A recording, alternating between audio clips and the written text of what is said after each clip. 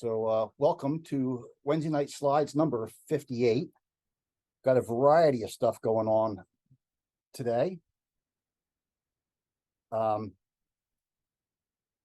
we'll jump right into it with something completely unexpected. Oh, and by the way, if anybody has any comments or questions during the show, feel free to jump in. Easiest way to unmute yourself is to just hit your space bar. I gotta do one other thing here too. That helps me with my helps me with the recording afterwards. Okay, feel free to hit your space bar, ask your question, make your comment. Feel free to jump in anytime. Okay, something completely different. We're going to start off with my attempt at model railroading. Now, I don't have the space for a model railroad, so I've jumped into trains, Trainz, Trainz, the simulator, and I'm building my Maple River and Northern Railroad. It's going to be a Canadian road. This is what you're seeing here is my test layout, where I'm learning how to build things. It's going to be mostly on the prairie, so ignore all the hills you see here. There won't be like a cut like this on the final product. And it's going to be really freelance. It's going to be a mixture of diesel and steam. I like Canadian National steam locomotives, and Steve Laro from K&L Trains has put together some really nice Canadian National steam. He just released the 482s, both in bullet nose and non-bullet nose, which are really sweet. So anyhow, there's a few scenes of my test layout. The curve by the tower there, the mainline curve going up to the orangish red station on the right hand side of the screen, that curve's way too sharp. First thing I've learned is that no matter how broad you think your curves are, they're too sharp. No matter how broad you think your switches are, they're too sharp. Make them big. Like I said, this is my test layout.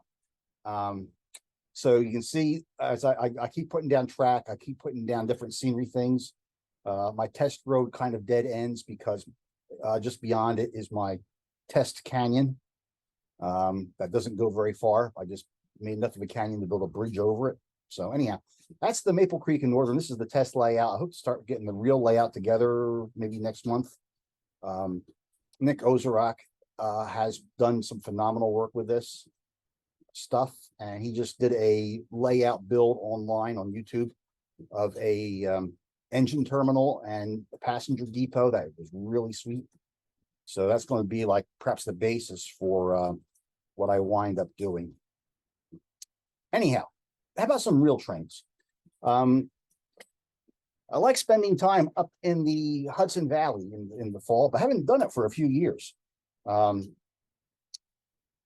when I was living up in North Jersey, the Hudson Valley was only about 90 minutes away. Now it's almost 3 hours away. But even back when I was living down here in South Jersey before, I would get up there at least once every autumn to shoot the foliage. Hudson Valley has the benefit of turning color late because the river keeps things a little bit warmer than the surrounding area. So the valley itself tends to hold its fall colors a week or a week and a half later than every place else. We're at Mine Dock Park.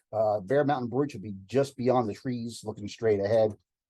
This is my first time up here since Mine Dock Park was put in. It occupies a spot between the tracks and the river that was occupied by an industry, but it's been all smoothed out and graded and picnic tables, and it's really nice.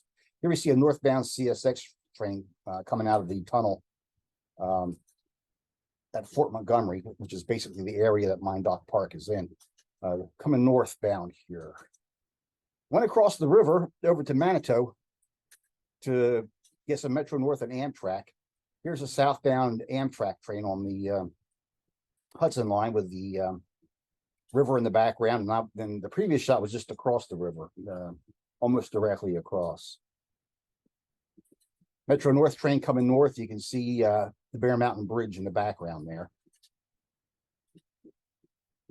The reason I came across is because I knew Metro North's heritage unit painted for Conrail was coming north. The Metro North app for checking train statuses and everything else shows you the consist for to tell you how crowded the cars are. But on the consist list, it also lists the locomotives. So as soon as I saw 201 was leaving a train out of Grand Central, I popped across the river to shoot it.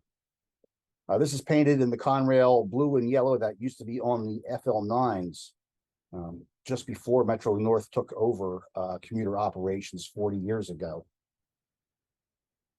And this is one of currently 3 heritage units Metro North has out. They're going to do a few more for their 40th anniversary. Back over to Mindock Park, here we see a northbound train with a very large Adirondack chair. And this is the going away shot of that northbound. That's the DPU on the back of the train. This was the primo shot, but I didn't get any southbounds for this shot. Had to settle for this northbound DPU going away.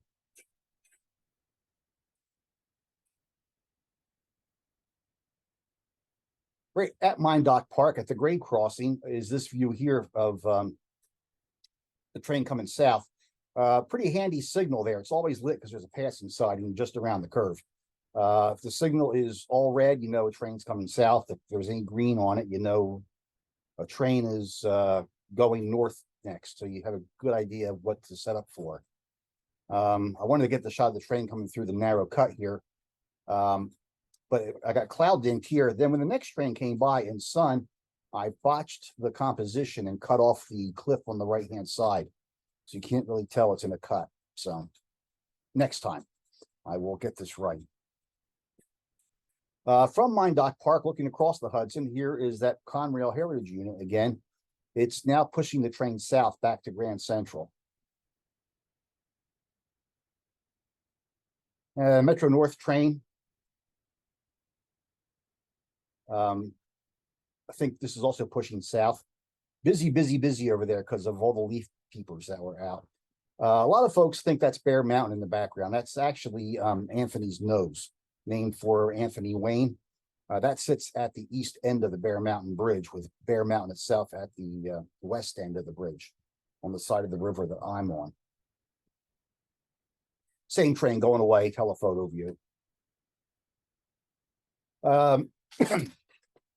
Knew a northbound freight was coming. The light was terrible. The sun was out and it was just shadows, and just in the sun was just totally wrong. So I went up on the hill here to shoot down at the tunnel with everything in shadow, just to even out all the light. Northbound train popping out of the tunnel.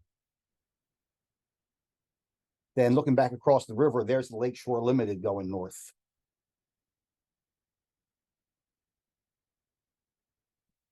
Then one more freight coming out of the tunnel heading north again. Once again, it's bright and sunny, but everything for northbound is really badly lit. So I just used the total shadow at the tunnel portal to even out the light for the northbound. A week later or so, I went out to Pittsburgh. Another big fall foliage attraction is the trench in downtown Pittsburgh, used by Norfolk Southern and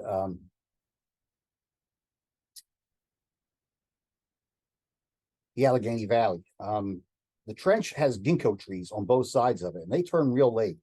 First weekend in November is usually pretty good. That's when I was out there. They were probably still 5 or 6 days away from peaking out, and they didn't turn uniformly this year. A lot of the locals were saying there's a lot of extra green in there. Usually they turn all at once. This is looking the other direction. That's downtown Pittsburgh in the background. And a light unit set going through the ginkgos in the trench.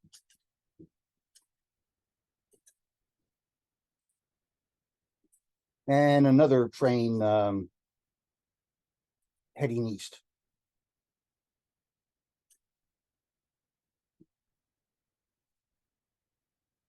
And once again, we got a westbound train looking the other direction, looking back towards downtown Pittsburgh. That's actually a going away shot of a DPU. Ditch lights are out, and you can see the hose stretched over the pilot there.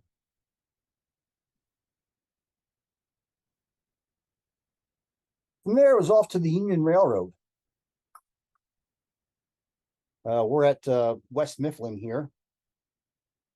As a coke train comes up the hill from the Braddock Works, Edgar Thompson plant. Same spot, other direction, same coke train, well, same engines, different coke train, coming back down the hill at this point, heading back towards Edgar Thompson. The Union was pretty quiet this afternoon. We were there, so we didn't see a whole lot. However, the next day worked out pretty well. This is the same train, different lens, different focal length on the lens.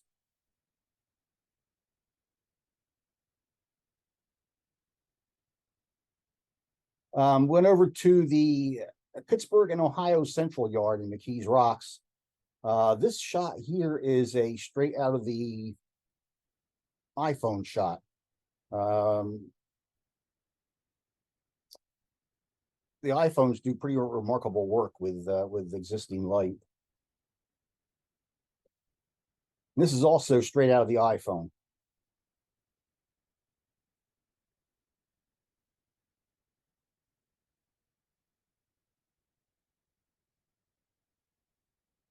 Next morning, we're at the Edgar Thompson Works in East Pittsburgh. Braddock, down beyond it. Slab train being pushed up the ramp out of the steel mill.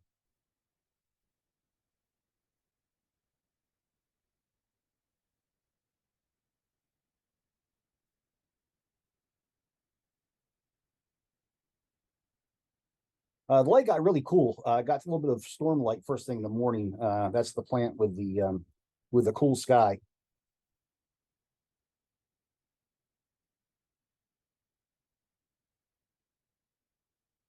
And a caboose hop coming up the ramp.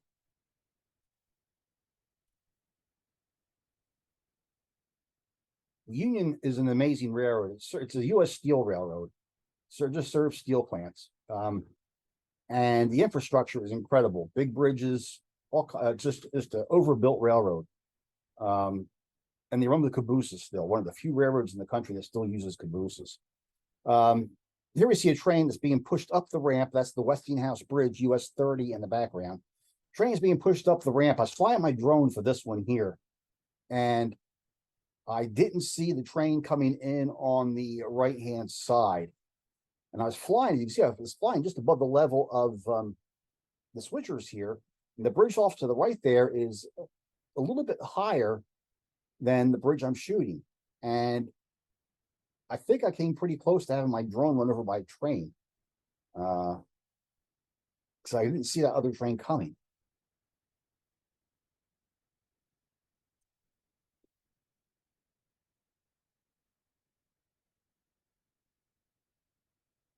Back to West Mifflin.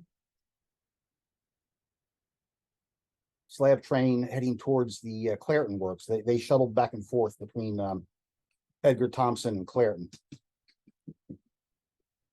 And the caboose going away. You see a tunnel there on the border of West Mifflin and Dravosburg.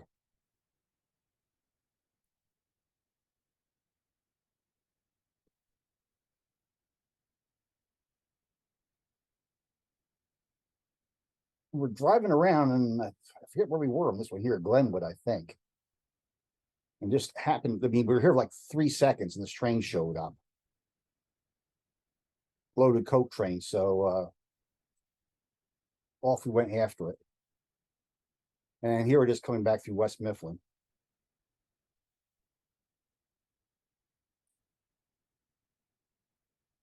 With the caboose on the back.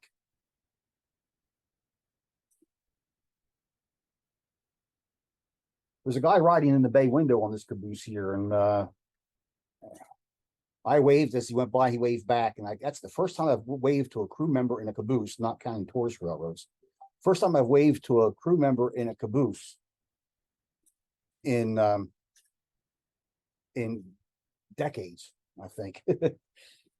Steve, are the cabooses ex CSX? Do you have any sense of that? As far as I know, they're all good question. I'm not sure. I'll put it that way. I'm not sure. Possibly they've been union the entire time, but I don't really know. That The window next thing on the arrangement doesn't caboose. look like CSX. No, I believe the union got these new.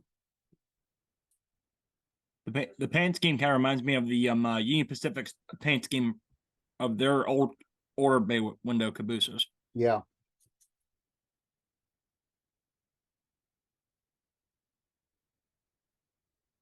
That's Turtle Creek down below. Another view of switchers out on the bridges there, with the Westinghouse Bridge in the background.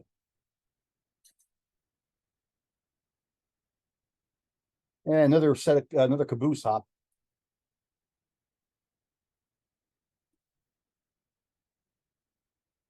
Remarkable railroad. All these end cab switchers, the cabooses. Like I said, the infrastructure is incredible. Big, massive bridges. The old signal bridges, the signals on that signal bridge, I believe are position light signals, much like the Pennsy had. But this was never a Pennsy operation. It was always U.S. Steel. Newer signals are mounted there.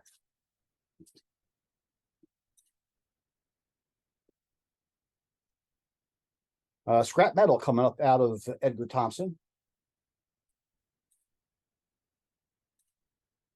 And you can see all the scrap metal gons down below crowding the yard there.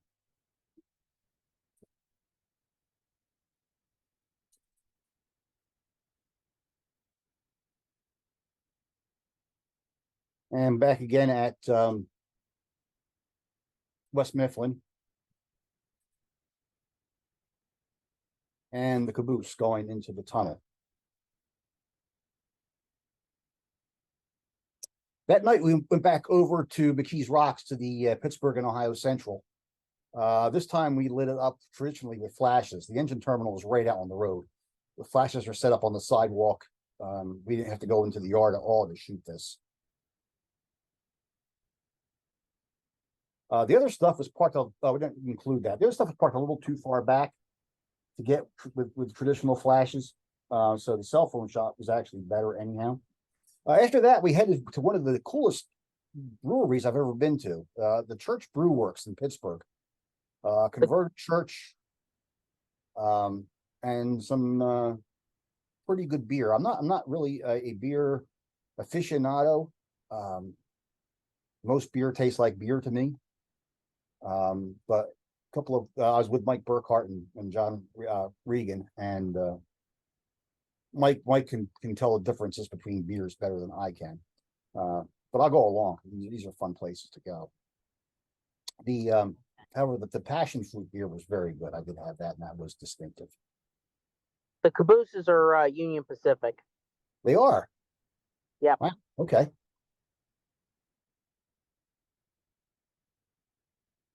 Next morning, went over to the Allegheny Valley, in Glenwood. Nothing was moving there, but they did have these locomotives were fired up and ready to go somewhere.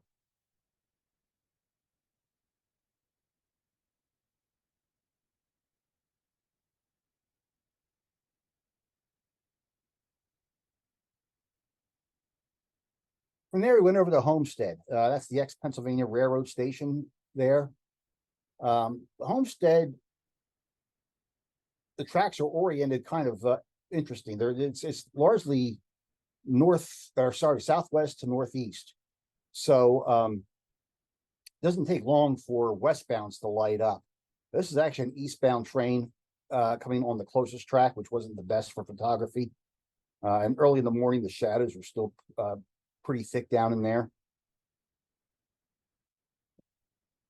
And that's the going away shot of the DPU on the back of that eastbound train. But the sun's beginning to swing around already for westbounds. And here's a westbound train, actually. They're like 10 in the morning because of the way the tracks are oriented.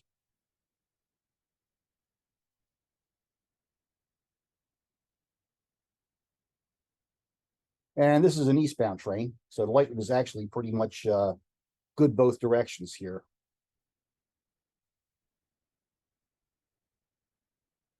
We headed up towards the Union's shop complex in Hall near Monroeville, PA.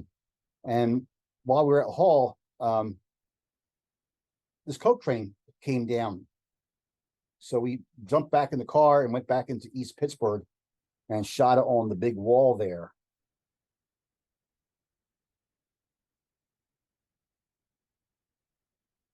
As I said, the Union's infrastructure was pretty amazing.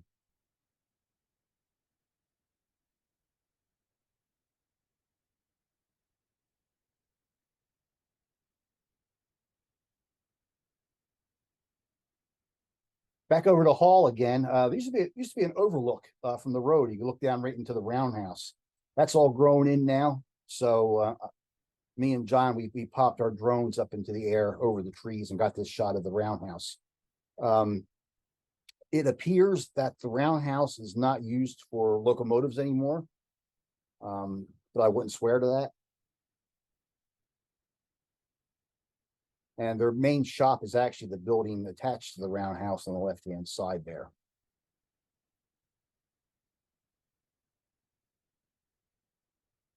From there, we headed over to Crescent, working our way back home again. Stopped at Crescent Steel.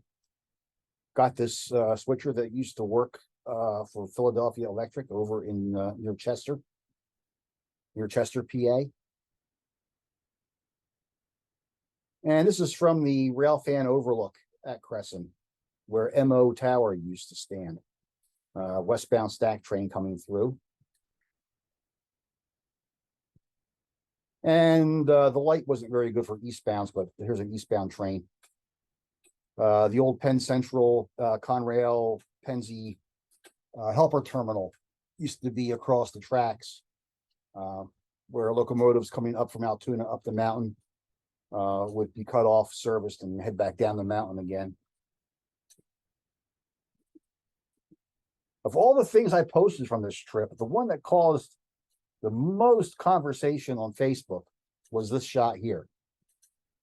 This is Altoona style pizza. We knew it was out there, so we decided to try it.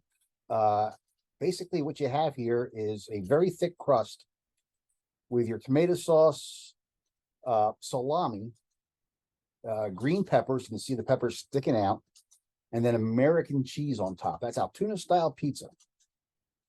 And it was different. The primary place that sells it is 29th Street Pizza, but they were closed on Sundays, so we couldn't go there. This is from Al's Tavern in Altoona. Not sure I would try Altoona style pizza again unless I was out there and 29th Street Pizza was open. I would probably try it there. But otherwise, I've had it, and okay. We're in downtown Altoona at the pedestrian overpass near the Amtrak station. Catch a few trains going through. Altoona Pipe and Steel in the background there.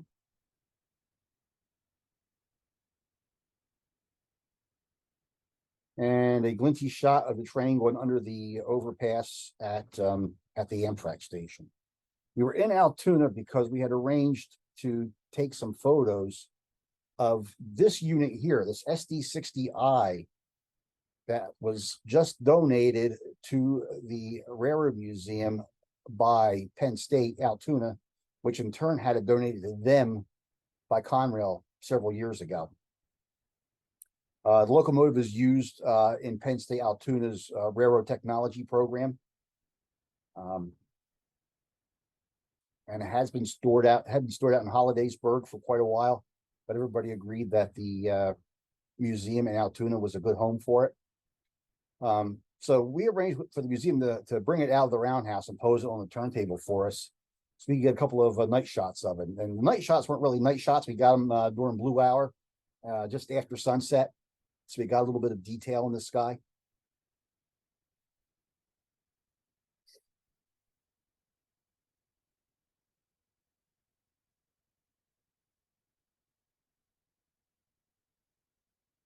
And that's Jason Lamb. He works for the museum, and he was our hostler for the night.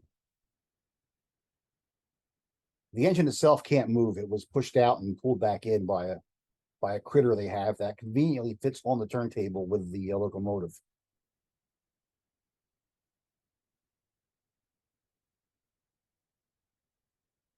Didn't mean to throw two shots in there. That we're going to break away from trains for just a few minutes here. Something I didn't know about here in South Jersey is the lighthouse in Mays Landing, which is not really a lighthouse. It never was used in navigation, and I don't even think there's a light up in the lantern room. But I read about it and thought, no, I've never seen this. Mays Landing. If you draw a line from Wilmington, Delaware, over to Atlantic City, New Jersey, right across South Jersey, Mays Landing is roughly 2/3 of the way along that line. The lake here is Lake Lenape. I believe the proper pronunciation is closer to Lenape, the Indian pronunciation, but everybody calls it Lenape. The lighthouse was privately built in the 1940s. And just because a guy wanted to build a lighthouse, 65 feet high. Ownership has changed since then. The new owners struggled to keep it up because it's expensive to maintain. But they were committed to keeping it as maintained as they could.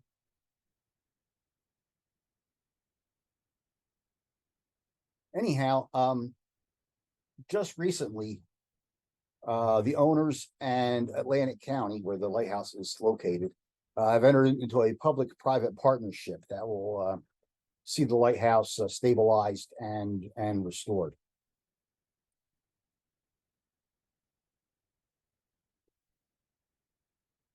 I don't think you can get a light up there in the lantern room, at least not like a traditional lighthouse beacon.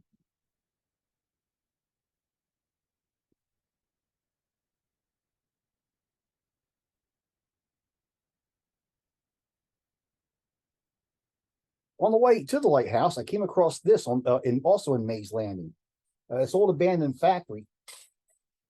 It was originally a cotton factory up until the 1940s. The cotton factory moved out, and Wheaton Plastics moved in. Wheaton being one of the largest, at one time, one of the largest glass manufacturers in southern New Jersey, although this building here was used for the plastic bottles division.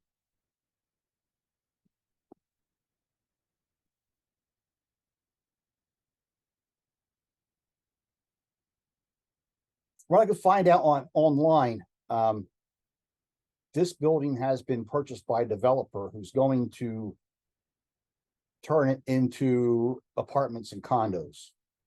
I'm not exactly sure how they're going to do that. Here's a few shots just of some of the geometry I saw on the building.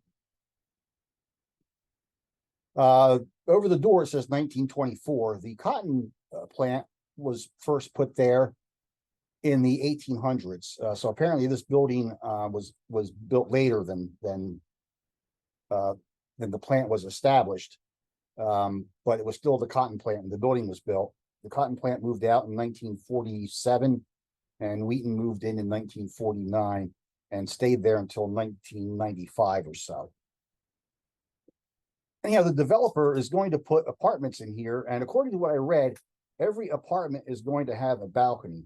I'm not exactly sure how that's going to work, unless they like recess those windows and put balconies in along the brickwork there.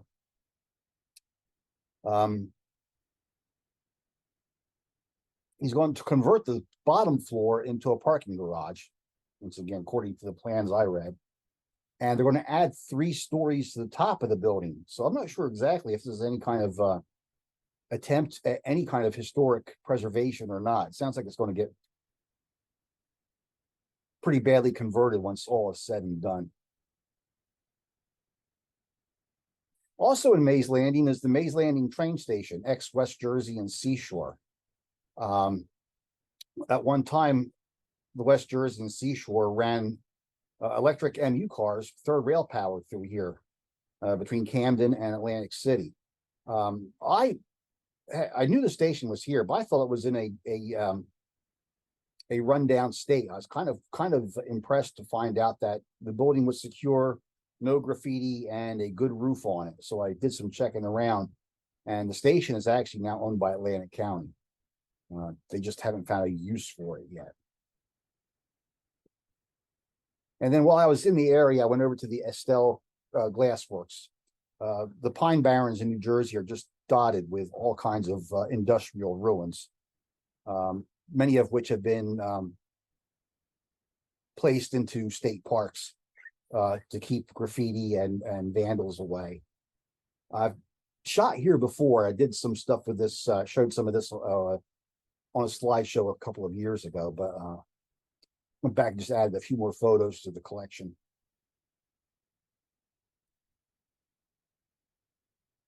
Okay, we're going to wrap things up here with one of the greatest fan trips I've ever been on.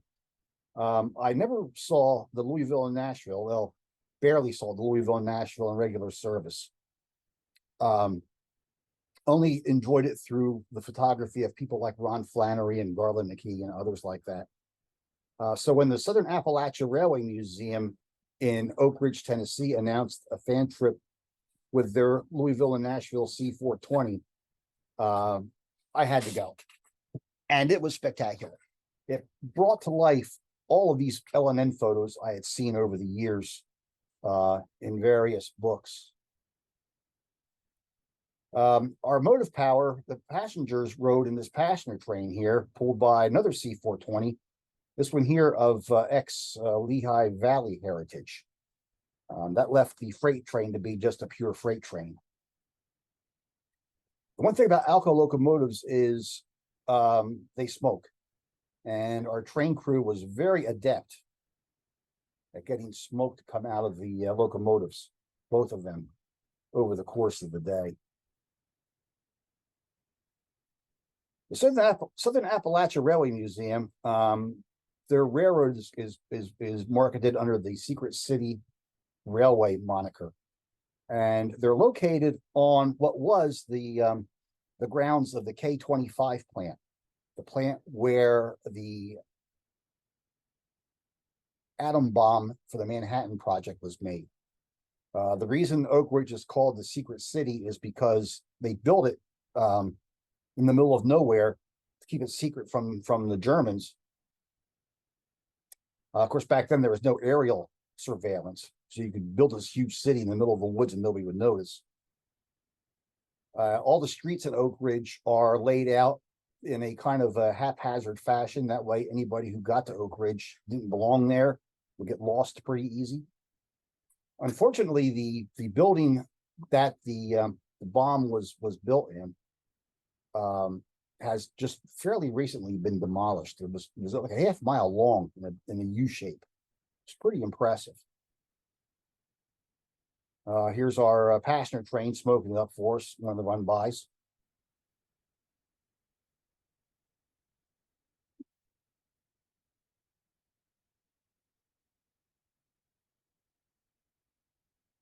And there's a lot of cool photo props along the railroad too. It's really a good place to do a charter. I've done photo events down here, other photo events down here.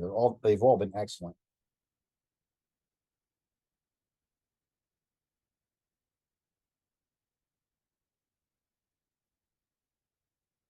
I thought this trip was like in 2013, 2015, 8 years ago. So I started looking around for the photos from the trip, and I was a little bit stunned to find them in the 2009 folder. Almost 15 years ago, this has been, hard to believe.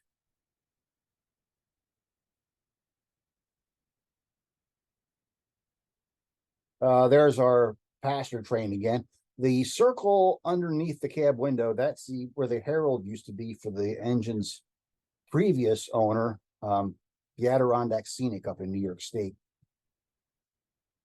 Before Adirondack Scenic, it had been to the Arkansas and Missouri. And like I said, it started out on the Lehigh Valley.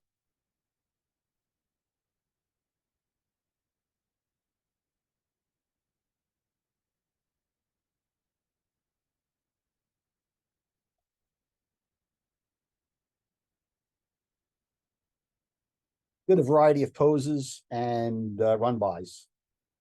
All kinds of cool angles.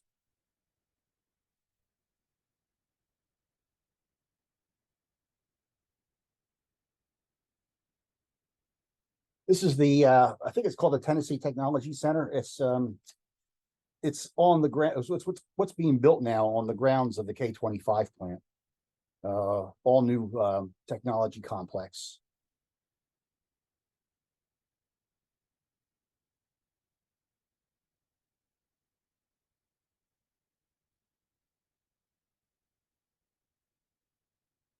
The pond to the left of the locomotive there is still checked on a fairly frequent basis for any radiation that might be left over from the Manhattan Project. The station that the Secret City Scenic uses is this little shelter here. This was at one time one of the guardhouses at the perimeter of the plant. I think it's the only surviving one, but the military didn't want it, so the railroad just asked if they could have it, and they took it and moved it to the tracks. I've been on different trips here where in the past we've had to get security clearance ahead of the trip because a lot of the trackage is still on U.S. military grounds. It started to cloud up in the afternoon, but the run-bys continued.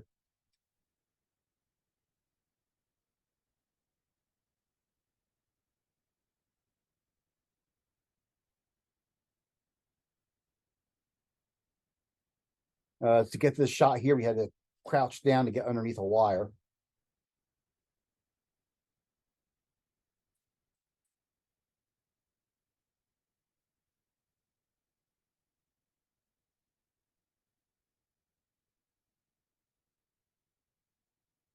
There's Garland McKee with his McDonald's cup. Garland, well-known Alco photographer and writer.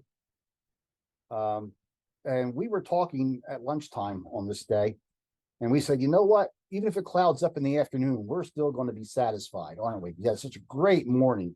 We agreed, yeah, we'd be perfectly happy, even if it clouded up in the afternoon.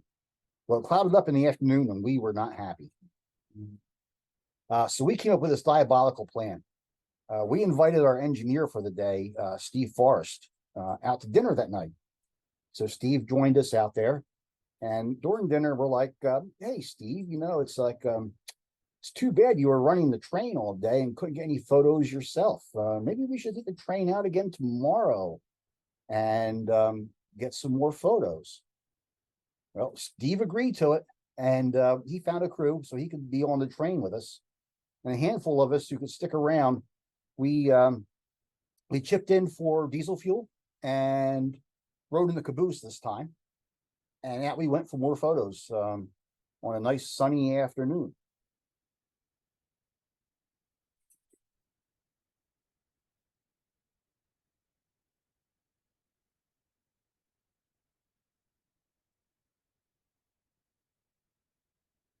We repeated this shot here in sun. If you need to go to church, just make a left. You'll find one eventually.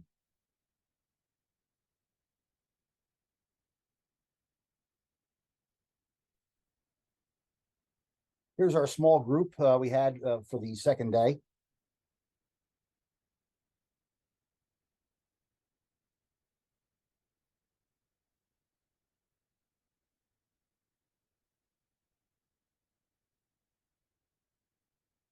We repeated the firewood sign, but the previous day I'd gotten, the engine had smoked pretty good here. And I don't know if I like the sunny shot without smoke or the cloudy shot with smoke better.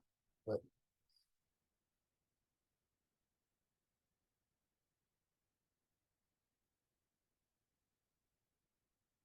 Unfortunately, this engine was involved in an accident down there. I want to say a couple of years later, may have been longer than that, may have been shorter than that. Anyhow, it was involved in a rollover. It kind of fell onto its side. It was being towed at the back of a train when it happened. So there's nobody in the cab when it rolled over. So there was no injury to any of the crew.